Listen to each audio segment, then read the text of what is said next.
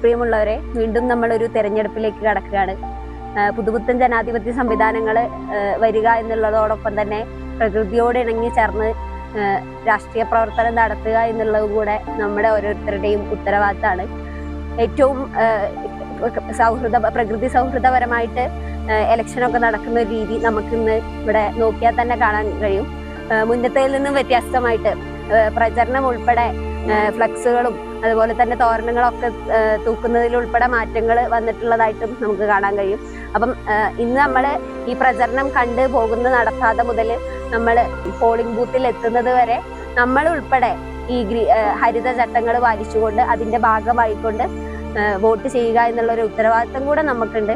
അപ്പം അത് ഹരിതചട്ടങ്ങൾ പാലിച്ചുകൊണ്ട് ഏറ്റവും ആപ്റ്റായിട്ടുള്ള രീതിയിൽ നിങ്ങളുടെ വോട്ടവകാശം വിനിയോഗിക്കുക എന്ന് മാത്രമാണ് ഓർമ്മപ്പെടുത്താറുള്ളത്.